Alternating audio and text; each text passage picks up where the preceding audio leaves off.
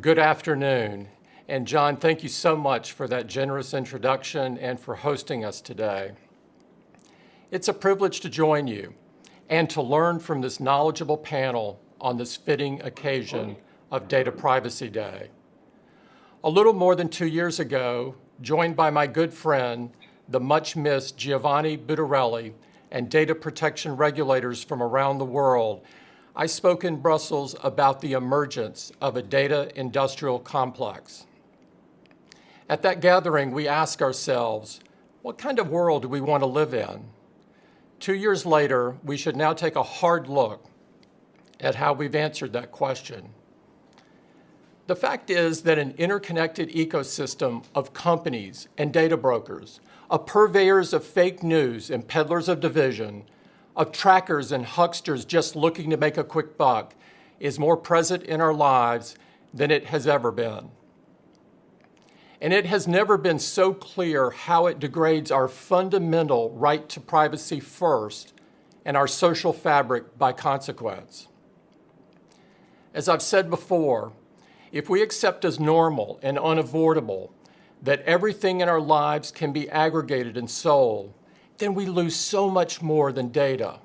We lose the freedom to be human. And yet, this is a hopeful new season, a time of thoughtfulness and reform.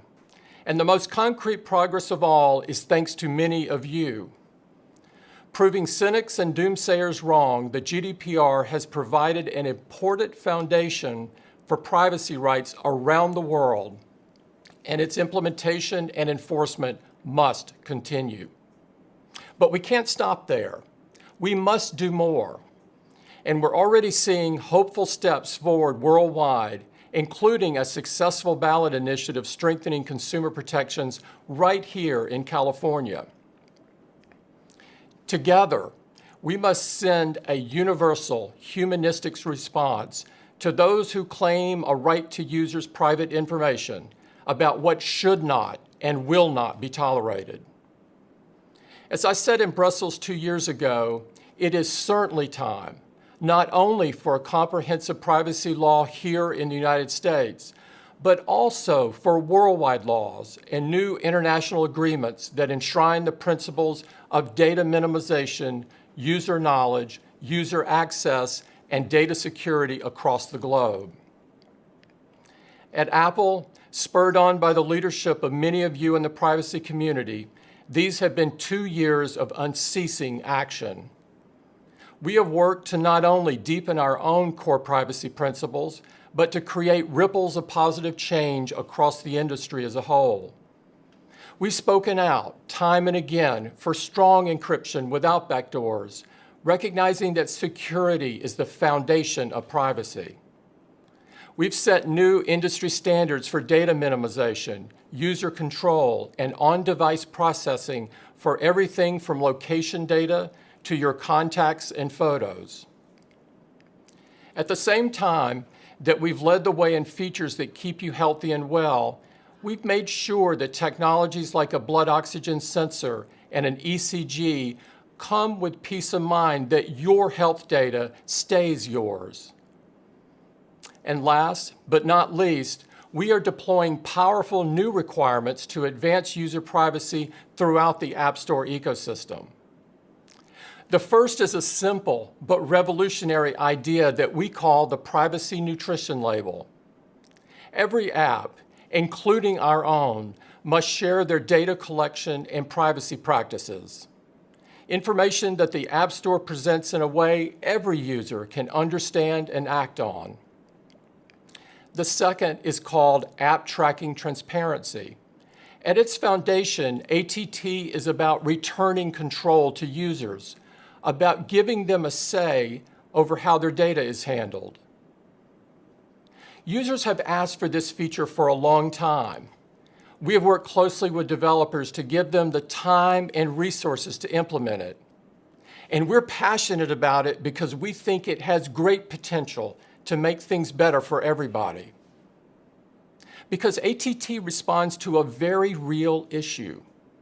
Earlier today, we released a new paper called A Day in the Life of Your Data. It tells the story of how apps that we use every day contain an average of 6 trackers. This code often exists to surveil and identify users across apps watching and recording their behavior. In this case, what the user sees is not always what they get.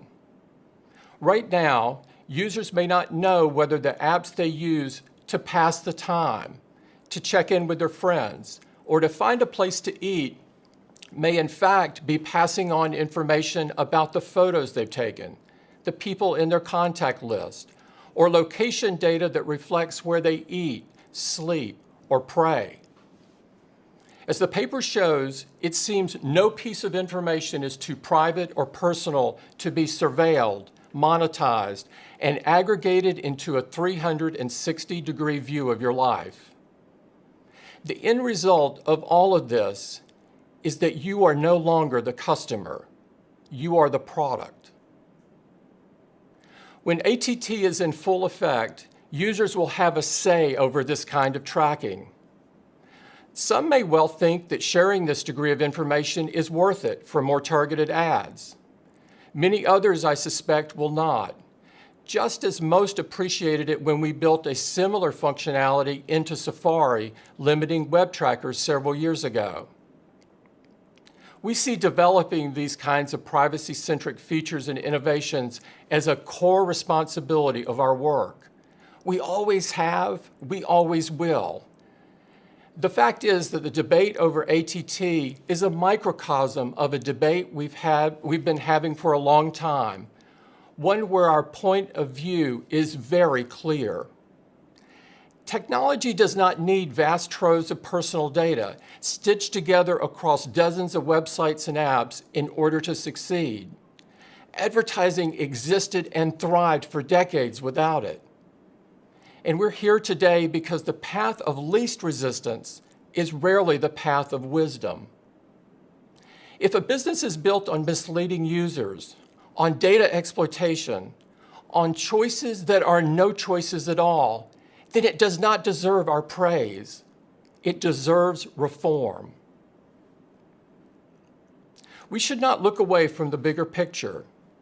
At a moment of rampant disinformation and conspiracy theories juiced by algorithms, we can no longer turn a blind eye to a theory of technology that says all engagement is good engagement, the longer the better, and all with the goal of collecting as much data as possible.